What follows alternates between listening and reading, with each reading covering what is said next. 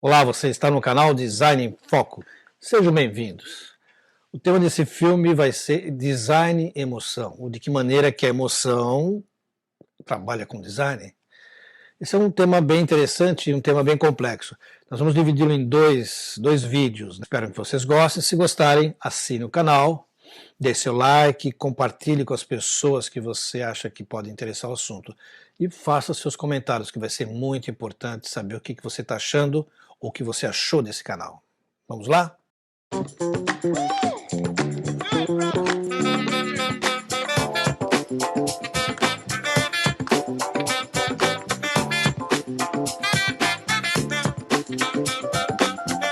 Para começar a falar sobre design e emoção, a gente vai ter que voltar um pouco no tempo. Não muito, isso aqui não é uma máquina do tempo, a gente não vai voltar tanto assim no tempo. Estamos falando aí do século XIX e século XX. No ano de 1896, o arquiteto Louis Sullivan, num artigo falando sobre arquitetura, ele cunha a frase: a forma sempre segue a função. Cara, acho que nem ele imaginava que essa frase fosse ter tanta repercussão e causar tanta interferência ou influenciar tanto a arquitetura, mas principalmente o design do século XX. Inclusive, sendo referência para uma escola de design, a gente vai falar bastante sobre ela, a Bauhaus. Imagine que no século XIX e também no século XX, houveram um monte de transformações que influenciaram em vários setores da atividade humana. Tivemos uma revolução política e social. No século XIX, a Europa dobra o tamanho da sua população. Isso provoca uma série de conflitos sociais nas grandes cidades. E faz com que as pessoas comecem a questionar a organização da sociedade, de organização do Estado, isso tudo em função de problemas aí derivados um pouco do capitalismo, da industrialização. Todas essas transformações que eu estou falando com vocês, elas estão muito relacionadas. Grandes descobertas científicas no campo da física, principalmente com Einstein e outros grandes físicos, mas também na química, na matemática, na biologia, grandes transformações, grandes descobertas. Tivemos uma revolução industrial no século XIX. Essa revolução foi um marco e foi praticamente quase como se fosse o selo de identificação do século XIX, a revolução industrial. Com o aumento da população, há uma necessidade de consumo de mais produtos e de industrialização, ou seja, de produzir com maior escala. A produção até então é feita pelo artesanato. Então, com as descobertas científicas, isso impulsiona o descobrimento de novos métodos de produção, modelos de produção, máquinas, principalmente a máquina a vapor. Isso provoca o crescimento, o aparecimento da indústria e o fortalecimento do capitalismo. Paralelamente, ou simultaneamente, acontece uma revolução, eu diria, é bem uma revolução, né? Uma transformação no mundo das artes. As artes clássicas começam a ser questionadas por serem muito elitistas, estarem muito ligados à burguesia, à aristocracia, e a necessidade da arte está também envolvida com os avanços tecnológicos que estão ocorrendo nesse período. O artesanato é a forma de produção mais comum, de virada do século XIX e século XX. Mesmo com o aparecimento da indústria, ela não atinge todos os setores. Muitos produtos são feitos ainda de uma maneira artesanal. Então, o que podemos perceber é a aproximação dos artistas com os artesãos, né? Essa é a característica do núcleo de artes e ofício. Artistas próximos aos artesãos, com o objetivo de produzir produtos com uma melhor qualidade. E essa é a função praticamente dos artistas. É o primeiro momento que a gente vê arte e produção se aproximarem. A gente vai ver mais à frente a arte e a indústria se aproximando. E isso vai ser uma tendência natural desse processo de desenvolvimento e evolução da sociedade. Há por todos os lados um apelo, né, um clamor por modernidade, tanto pela influência da Revolução Industrial, pelo aparecimento de uma série de produtos novos e as pessoas encantadas com todo, e as descobertas científicas também. As propostas artísticas forçam as pessoas a entenderem o mundo de uma outra maneira. Artistas, políticos, sociólogos, estudiosos, industriais, enfim, as pessoas todas são influenciadas umas às outras por tudo que está acontecendo. E nada melhor do que para um novo mundo, novas ideias para o mundo moderno, uma arte que representasse essa modernidade. Aí surge o Art Nouveau.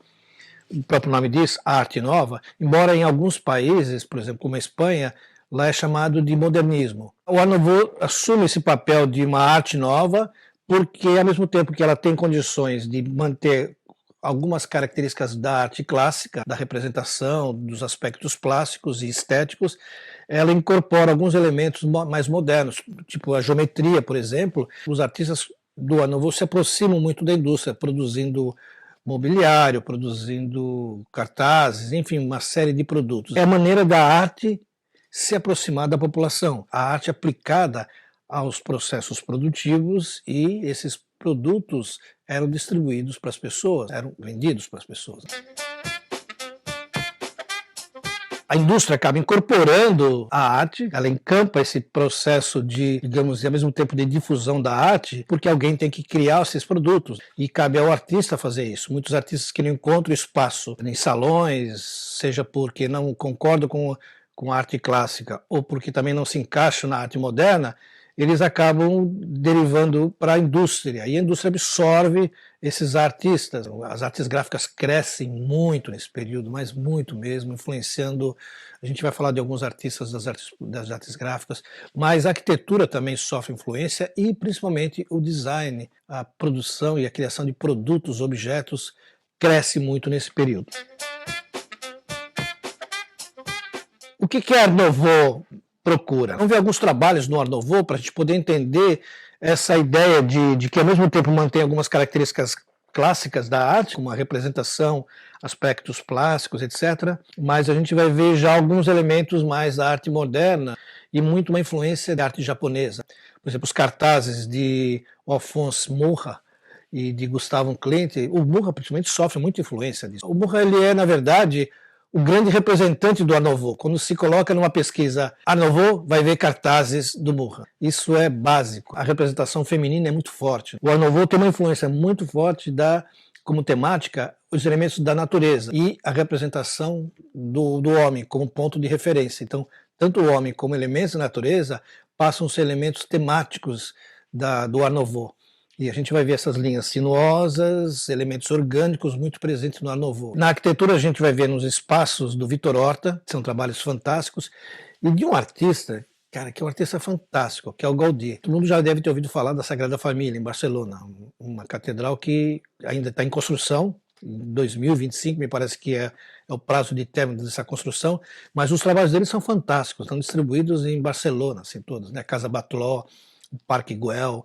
E ele é um referencial dessa característica do Art Nouveau em termos de arquitetura, principalmente de uso de materiais, formas orgânicas, né, elementos da natureza presentes no espaço dele. Em objetos, a gente vai ver um trabalho bem legal do Van der Velde, no mobiliário, os mobiliários são muito interessantes. E nos objetos pessoais ou de decoração, joias, do René Lalink, coisas preciosas. Aí vai ver, lembra muito algumas coisas do barroco, como eu disse para vocês. O Art Nouveau ele traz muito da arte clássica e ele incorpora elementos de uma arte moderna, que seria, digamos, o elemento principal é a geometria. Na medida em que ele se aproxima da indústria, ele procura ser uma arte mais moderna. Essa ideia do Art Nouveau quando se adapta à indústria. Bom, a indústria cresce com o aumento da população, isso exige uma produção maior e a indústria tem que começar a crescer em função desse aumento populacional. E nem tudo aquilo que se criava, ou tudo que se cria nesse período, tem condições de se produzir. Imagine que, principalmente com a temática do Art Nouveau, que é uma temática extremamente elaborada, uma estética rebuscada. Então a indústria é limitada ainda. Algumas coisas de fundição é possível ser feito, mas alguns objetos de madeira ou mesmo de metal não tem condições de ser feito. A ideia continua existindo, mas começa a se eliminar detalhes nesse sentido. E aí a ideia da forma segue a função começa a fazer valer essa presença dela. De que maneira? Tudo que é aspecto formal que se tiver no objeto ou em algum projeto, se tiver uma função, tudo bem. Se não tiver função, se tira. E aí começa a se perceber que alguns aspectos estéticos não têm finalidade, a não ser a finalidade estética. Muitos detalhes deixam de aparecer nos objetos e a qualidade dos objetos começa a cair. Os artistas começam a falar assim, poxa, aquela ideia que eu tive maravilhosa, de repente, pum, os caras cortaram. A indústria vai falar assim, não dá para produzir, produz uma coisa mais simples, tem que ser uma coisa mais geométrica, mais fácil de produzir dentro da indústria e assim por diante. A essa altura você deve estar perguntando, caramba, onde entra a emoção nesse aspecto todo? A gente precisa entender o conceito básico, da onde é originário esse aspecto emocional dentro de um objeto, dentro da arte. A emoção está ligada à estética, e a estética está ligada à maneira como você sente as coisas e como se percebe as coisas. Isso é estética. E a estética vai provocar esse tipo de sensação, ou mais ou menos, ou boa ou má. A estética está ligada com a beleza e com a feiura também. Então, esses conceitos de estéticas até o século XIX eram, dentro da arte clássica, eram definidos da seguinte maneira: quanto mais detalhes, mais o objeto tinha valor, porque tinha mais detalhes plásticos, forma, cor, textura, e isso provocava uma sensação, uma fruição estética maior. E quanto menos detalhe o objeto tivesse, menos ele tinha essa capacidade de provocar a estética. E aí a dedução lógica era a seguinte: tem mais estética e menos estética. Esse foi um grande erro. Não foi, a situação não era bem por aí. Tendo menos estética, começa a se associar a uma coisa que não é tão bonita. Embora difícil você dizer um objeto simples da Bauhaus que não fosse um objeto bonito. Até hoje, alguns objetos ainda são questionados pela sua extrema racionalidade, ou racionalismo, ou estruturalismo. Então a gente já percebeu o seguinte, que estética está ligada à emoção. Por quê? Porque a estética provoca lembranças e, a partir dessas lembranças, emoções, provoca reações nas pessoas. Os novos movimentos que estavam surgindo, nos movimentos artísticos no século XX, e muitos artistas começam a questionar se o Art Nouveau realmente ele tem condições de ser um movimento que represente todo esse modernismo, toda essa modernidade relacionada à arte. E, ao mesmo tempo, a indústria também começa a questionar se realmente o Art Nouveau consegue dar conta de influenciar no desenvolvimento dos produtos a ponto de depois deles poderem ser produzidos. Então, o Art Nouveau sofre pancada de todo lado e aí ele já não consegue mais acompanhar as exigências que a indústria e a própria sociedade estão fazendo naquele período. Vamos dizer para vocês que o Art Nouveau não era uma coisa boa. Apenas estou dizendo que naquele momento começa a se questionar se o Art Nouveau atende às necessidades em termos conceituais, filosóficos dos artistas e ao mesmo tempo da indústria. A população que está no meio dessa situação não sabe o que está acontecendo. Os produtos produzidos no estilo Art Nouveau são amplamente aceitos. Todas as camadas da sociedade, menos da elite, dos artistas. Então, imagine uma situação da indústria. Se em um determinado momento a arte foi tão importante porque ela proporcionou que os objetos tivessem um estilo marcante, provocassem nas pessoas sensações boas, positivas, ao mesmo tempo ela estava prejudicando porque aquele tipo de arte já não acompanhava mais os avanços tecnológicos e as características da indústria. Então, uma nova arte era necessária, uma que, ao mesmo tempo, pudesse representar a sociedade em termos filosóficos e conceitual e, ao mesmo tempo, da indústria. Se produzia muita coisa sem essa característica estética, porque começou -se a eliminar objetos, e os produtos ficaram meio que sem estilo, sem um norte para seguir. Então, foi necessário que uma nova arte incorporasse esse tipo de produção. Então, os artistas começaram a se aproximar mais da indústria para melhorar a qualidade dos produtos, para cobrir aquele vácuo que aconteceu com, digamos, com a eliminação de alguns aspectos ligados ao Art Nouveau. Tem uma frase bem interessante que mais à frente ela foi considerada como uma frase marcante em várias áreas, né? Principalmente na área da propaganda, né? Na verdade, essa frase saiu da propaganda. Menos é mais. Esse conceito de menos é mais, na verdade, talvez tenha vindo muito da indústria, ou seja, quanto menos você tiver de detalhes, mais qualidade você vai ter. Menos detalhe te possibilita maior produção. Havia uma necessidade de justificar esse menos. Qual o padrão que deveria ser seguido? E aí, aqui aparece a figura do design. O design sempre atento, são artistas que estão ligados, de certa forma, com questões conceituais, conceitos ligados à modernidade, e eles percebem que na arte abstrata há um caminho muito interessante a ser seguido em termos conceituais, e ela pode se adaptar muito forte à indústria, fazendo um outro tipo de arte, uma arte mais mais conceitual, mais construtivista, mais formal, mais racional, que é a arte abstrata. O construtivismo, o cubismo, enfim, vários movimentos artísticos nesse período do século XX contribuíram para esse tipo de concepção de arte abstrata. E aí aparece a figura do design, porque é aquele cara que é o artista que vai projetar objetos já com essa concepção mais geométrica, de construção. Projeto em inglês vai ser design. Na língua inglesa o termo passa a ser empregado como designer, o cara que projeta. Em outros países se usa outros termos. Aqui no Brasil se usava o termo de desenho, que depois foi substituído porque desenho é desenho só. Design é projeto. E o que caracteriza o design é justamente isso, projeto. Então o design ele é o cara que vai fazer esse tipo de transição entre arte e indústria. Se esse artista é o que vai fazer essa transição, há necessidade de que ele seja bem formado, que ele tenha conhecimentos necessários para poder difundir esses conceitos de arte e de arte abstrata, ou esses conceitos filosóficos, e consiga se ligar bem a essas questões produtivas. E aí que surge uma escola. Em 1919, um arquiteto chamado Walter Gropius, ele cria uma escola chamada Bauhaus, na Alemanha, já com programa de ensino, toda uma estrutura pedagógica. A Bauhaus é bem curiosa nesse sentido. Uma escola que teve mulheres como alunas, coisa muito difícil nesse período, início do século XX, e depois mulheres como professoras. Olha que fantástico isso. O design contribuindo muito para esse tipo de mudança na sociedade também, que eram clamores também que existiam nesse período. A Bauhaus surge como movimento, não só como uma escola, mas também como movimento, porque ela campa esse estruturalismo, esse construtivismo de alguns movimentos artísticos em vários setores plásticos, estruturais. Em 1933, a Bauhaus é fechada com a ascensão de Hitler ao poder. Ela depois é retomada em Chicago, mas não com a mesma força, não tinha toda aquela fleuma daqueles movimentos efervescentes que estavam acontecendo na Europa. Depois aparece uma outra escola em Ulm, com os mesmos modelos mais ou menos da Bauhaus. A gente vai falar isso mais lá na frente.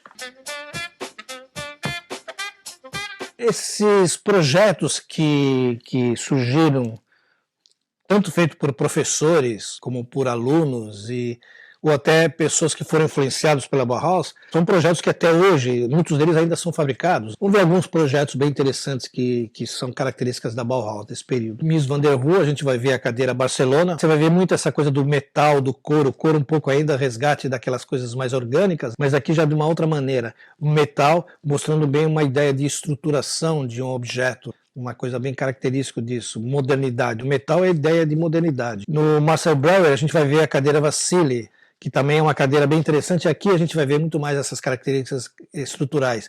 Esse vai ser um aspecto muito importante, tanto na arquitetura como no design, né, nos objetos. Os elementos estruturais são mostrados, não são escondidos. Quanto mais se mostra, mais é importante mostrar como as coisas são feitas. Isso é uma coisa muito característica. A gente vai ver, por exemplo, nesse bule de chá da Marianne Brandt, a forma geométrica, ou seja, em vez de ser só linhas, aqui já é formas geométricas, que são elementos estruturais por um projeto. E, por exemplo, nesse caso do Peter Keller aqui, que esse berço é fantástico, porque aqui a gente tem duas coisas interessantes, estruturais. Formas primitivas geométricas e as cores primárias.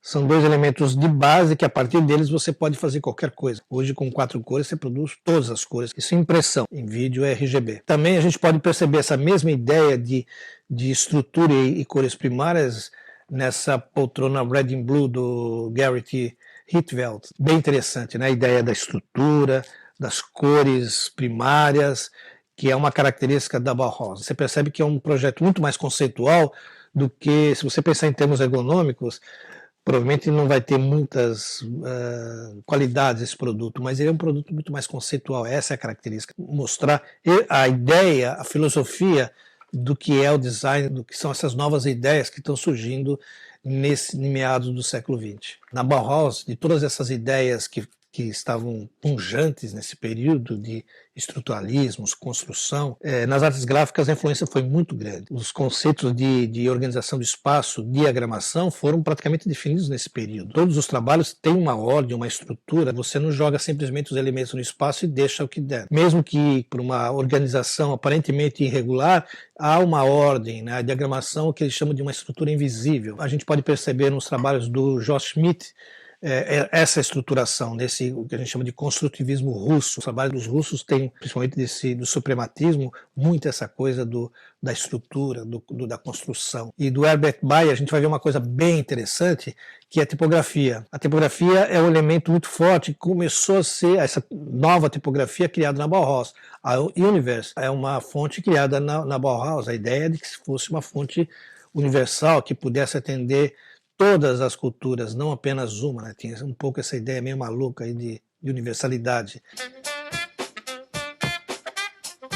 Adeus às emoções. Esse design frio, esse design sem emoção, muito racional, que embora com uma penetração muito grande na sociedade, não tanto quanto o Art Nouveau, eu diria até que o Art Nouveau teve mais força na sociedade, porque era uma linguagem mais simples, mais direta, não tão conceitual. Então, essa falta de ornamento foi uma característica que definiu os trabalhos da Bauhaus como trabalhos meio frios, sem emoção. E começou a haver esse embate entre razão e emoção, essa separação, que na verdade nem deveria existir, mas enfim. Design e emoção começam a ser encarados como duas coisas totalmente opostas, que não fazem parte da natureza humana. Se a pessoa é racional, é muito mecânica, muito robotizada. Para você ser mais humano, tem que ser mais emocional. Por outro lado, o lado emocional é desprovido de entendimento, de senso e assim por diante. Esses eram os conceitos que se tinha nessa época. Com uma estética mais elaborada, uma plasticidade mais elaborada, tinha mais detalhes, as cores eram mais exploradas, com variedades, com tonalidades infinitas, e enquanto que o trabalho mais racional, mais frio, mais fundamentado numa arte abstrata, ele tinha menos detalhes. Então, assim, quanto menos detalhes, as pessoas achavam, não é emocional. E quanto mais detalhes, é mais emocional. É um grande equívoco. São estéticas diferentes, provocam emoções distintas. A gente vai ver isso mais à frente. Todas essas críticas, todas essas visões de conflito entre razão e emoção, provocam também uma série de novos estudos nessa área, principalmente na área da percepção, da psicologia principalmente, e dos processos cognitivos. Na década de 50 pode ser considerado como o início das ciências cognitivas. Tem uma série de publicações que vão tratar sobre o entendimento de como que as pessoas sentem, como que as pessoas percebem as coisas. E o design ele não fica alheio a essas mudanças. Uma das características importantes do design é isso. Como função, ele sempre se preocupou estar atento ao que estava acontecendo de mudança na sociedade. Ele estava sempre atento, pensando em termos de inovação. E isso sempre ligado à indústria. Mas, ao mesmo tempo, ele estava atento também às questões conceituais. Então, no final das contas, isso acabou influenciando também o design, de alguma maneira. Ele começa a perceber que, como função, o design não tem que se preocupar apenas com questões técnicas, ou só utilitárias, ou só funcionais, como era visto naquela época, mas também com questões estéticas, porque as pessoas começam a se perceber que o sentir, a emoção é algo importante, não pode ser algo que tenha que ser deixado de lado. E o design começa a perceber isso já na década de 50, quando a gente vai entender um pouco mais sobre essa situação. Mas esse é um assunto para o próximo vídeo. Se vocês quiserem, eu aconselho até vocês complementarem essa pesquisa, essas informações, acessando aqui o link que eu estou proporcionando para vocês. E na medida em que eu vou passando isso para vocês nesses vídeos, eu vou complementando também com livros, referências que são extremamente importantes. Espero que vocês tenham gostado do resultado desse primeiro vídeo do canal. Deixe seus comentários, vai ser extremamente importante que vocês comentem, me dê o feedback. Eu quero saber o que está acontecendo, assim, qual a percepção de vocês sobre isso. E vamos evoluindo na medida em que o canal vai crescendo, ok? Nos vemos, até mais.